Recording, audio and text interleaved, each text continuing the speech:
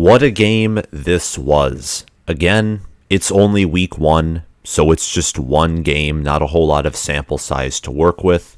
But Ohio State and Notre Dame played a game that revealed more about these teams than, let's say, Michigan State playing Western Michigan, or Michigan playing Colorado State, or Oklahoma State playing Central Michigan, just to provide some examples.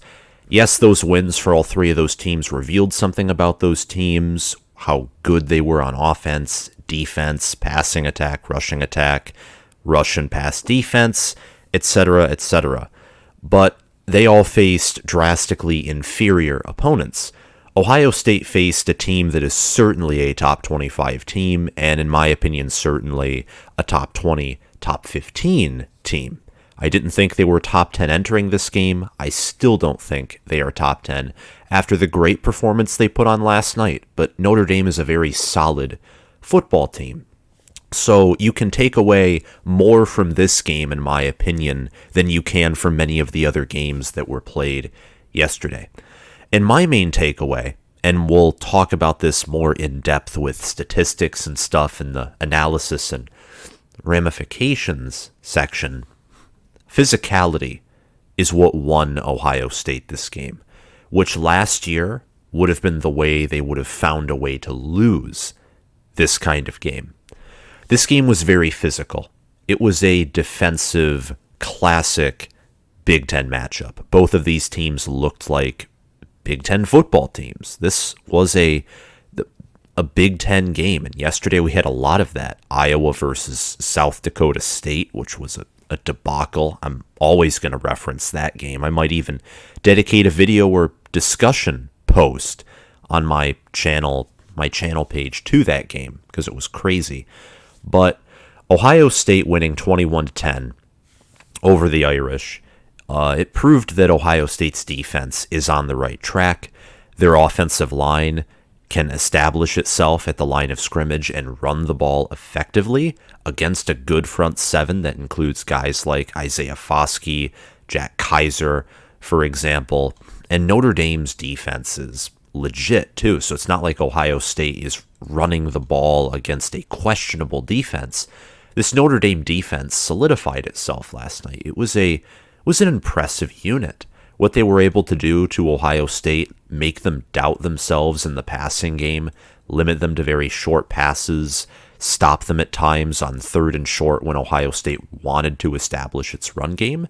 Notre Dame's problem, and to a certain degree Ohio State's problem too, but this is also why Ohio State won the game, is Notre Dame's offense, both talent-wise, schematic-wise, and performance-wise, was inferior to Ohio State's offense, and that plus Ohio State having the home field advantage eventually broke Notre Dame's defense in the fourth quarter, where Mayan Williams and Travion Henderson were just running for seemingly 5 or 6 yards a carry every time they ran. They broke that Notre Dame defense, and they won again 21-10. Both teams took a dive, not a huge one, but they fell one spot each in ESPN's FPI. Georgia jumped Ohio State. Michigan jumped Notre Dame. Georgia, of course, shellacked Oregon 49-3. It was very much similar to MSU versus OSU last year. The difference is, whereas Michigan State last year was a legitimate top 15, top 10 team, I didn't even have Oregon ranked in my preseason top 25 for the exact reasons of Bo Nix, new coaching staff, and I think Georgia might have already broken that team. But that's a different topic for a different day, perhaps. We're talking about Ohio State football here. If you're new to the channel, or if you've been watching for a while but you haven't subscribed, make sure to hit that subscribe button, like this video. Comment your thoughts on this game down below. Both teams played lights out on defense. At the end of the day, it was Ohio State's physicality at the offensive line, a very talented running back room that included a skillful power back in Mayan Williams and a skillful, shifty speedster in Travion Henderson at running back. Ohio State's physicality at the line of scrimmage and their run game won them this game, and C.J. Stroud and Ohio State's wide receivers, which included Emeka Egbuka, Marvin Harrison Jr., and Xavier Johnson, as Jaxon Smith-Nijigba was hurt. That wide receiver room and quarterback room was also better than Notre Dame's. Ohio State's entire offense outside of tight end was proved superior to the Irish, and that combined with their lights out defensive performance, while the offense was constantly sputtering in the first half and parts of the third quarter, that is what won Ohio State this football game. So let's get right into the analysis portion. It was a classic Big Ten battle of defenses. We already talked about this. 21-10, 31 combined points, and I thought Ohio State, wrongfully, was going to score 42 points on this Notre Dame defense, which I thought was going to be a good defense. I didn't think they would perform this well. To my credit also, or not to my credit, but to that point, I also didn't expect Ohio State's offense to struggle, and didn't expect Jaxon Smith-Nijigba to be injured, which I think if he was healthy, and I'm going to say this here, Ohio State probably gets another touchdown, maybe even more. Noah Ruggles also missing that field goal before half doesn't help the point total.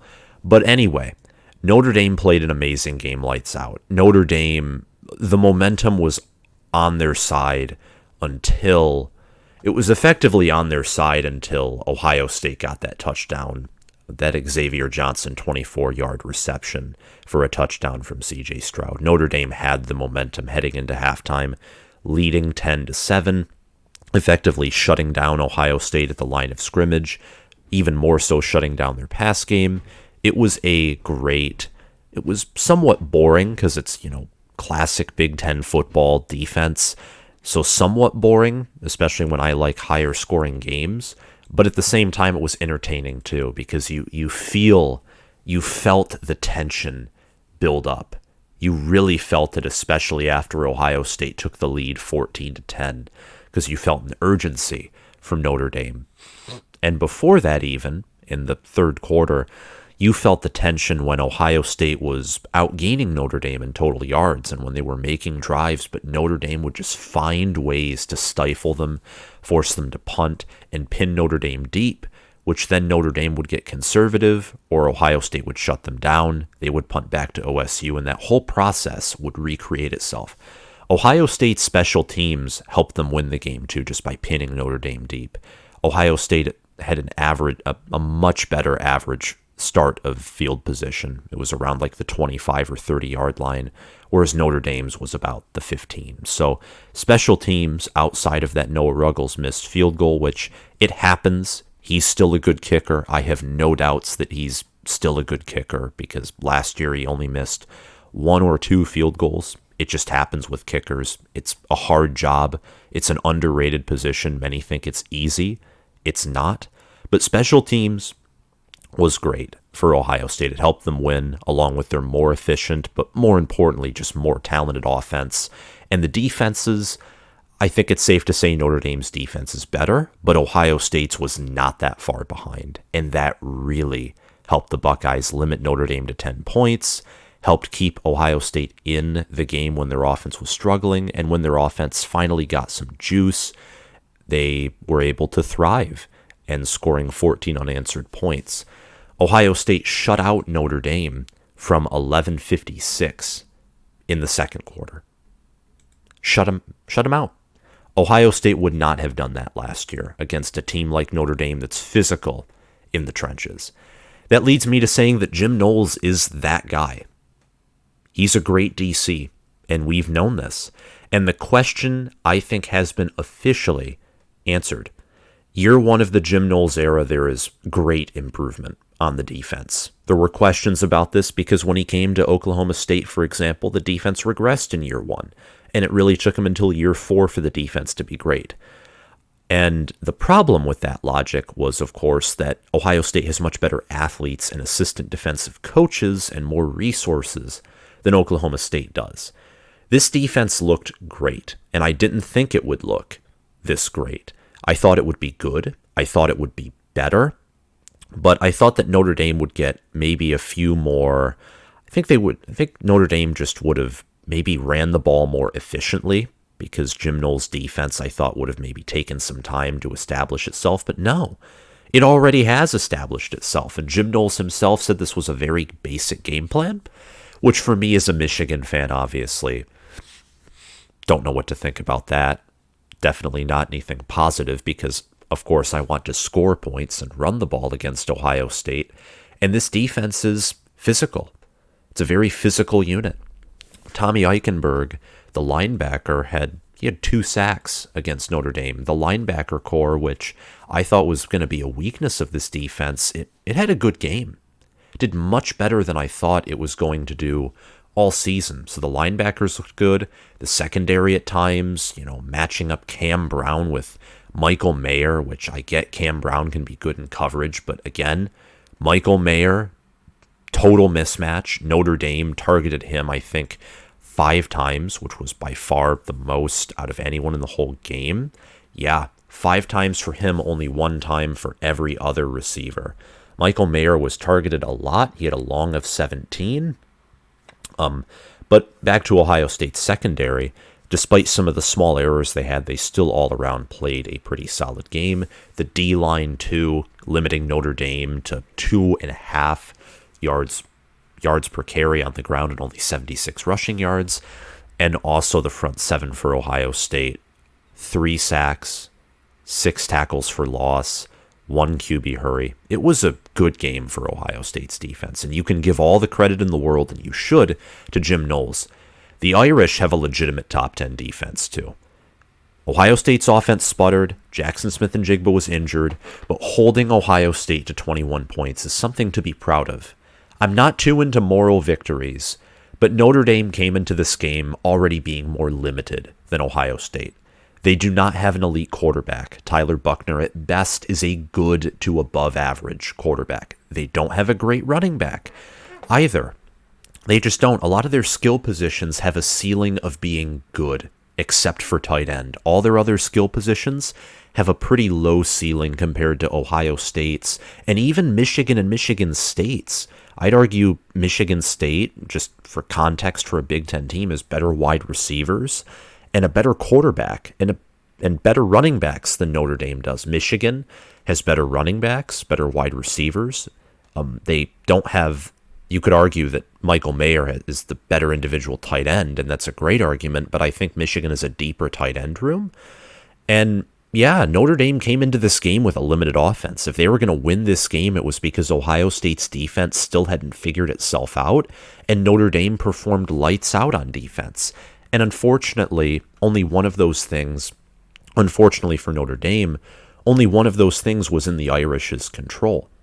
Lights out performance on defense, and they did that. But the other factor, which was Ohio State's defense and how well that was going to be, especially against the run and against tight end Michael Mayer, that was not in Notre Dame's entire control. And Ohio State held up their end of the bargain there, and that's why they shut down Notre Dame and were able to win this game by double digits. Finally, Notre Dame does have a future under Marcus Freeman. They do.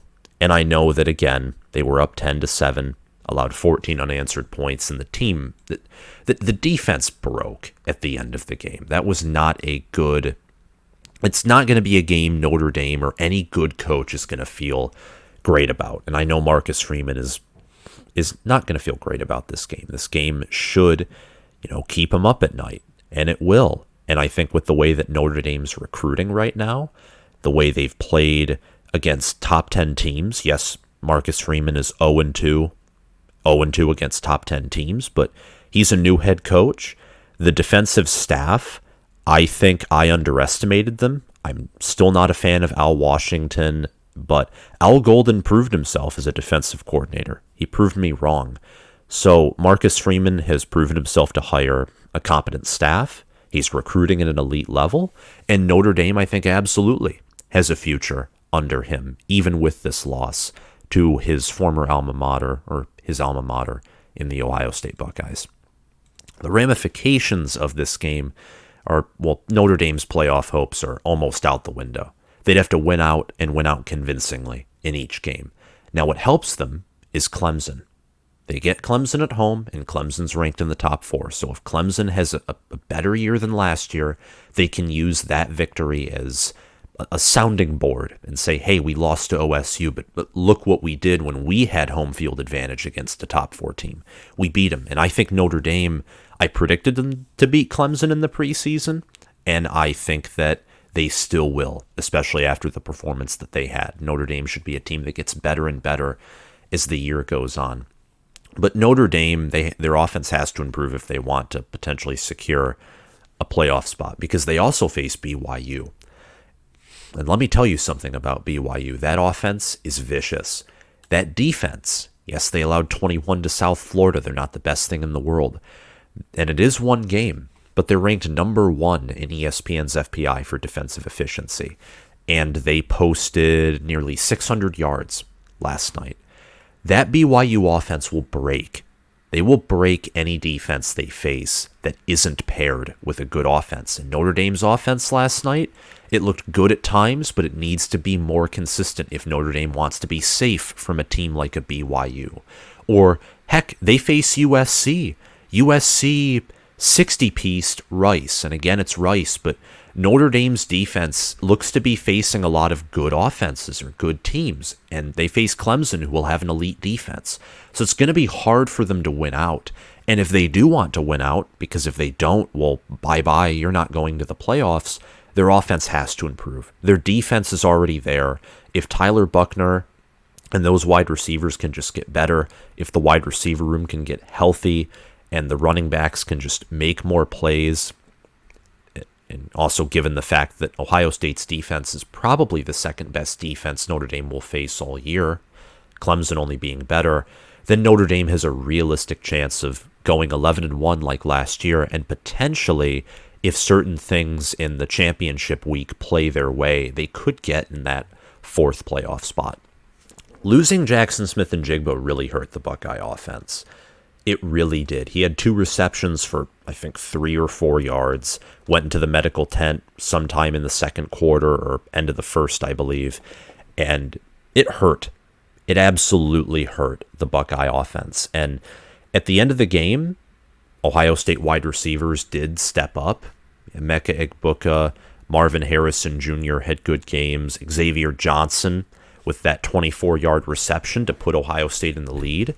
Ohio State receivers did step up at the end of the day, and they made some insane catches that looked like incompletions, but no. They made some insane catches in that 4th quarter to keep their drive going and to sap momentum from Notre Dame. That offense and those wide receivers, a lot of them backups because of JSN's injury, they were clutch. They were absolutely clutch, and it was fantastic watching Stroud make those amazing throws and watching those wide receivers catch those balls. That was some work of art. It was some craftsmanship right there by Brian Hartline as the wide receivers coach, Ryan Day as the offensive play caller, and CJ Stroud as the quarterback, and Emeka Egbuka, Marvin Harrison Jr., and Xavier Johnson, and more as the Ohio State wide receivers. But Stroud and the wide receivers overall were not able to target a thin Notre Dame secondary. And part of that was the front 7 presence that Notre Dame had. Again, Notre Dame's defense outdid my expectations by, I'd say, close to a mile. They did much better than I thought they were going to. But Stroud and the wide receivers, partially because Jaxon Smith-Njigba's injury, were not able to target a thin Notre Dame secondary. So the 2 games, like the 2 cupcake games, I think it's Arkansas State and Toledo for Ohio State. Let me just double check here.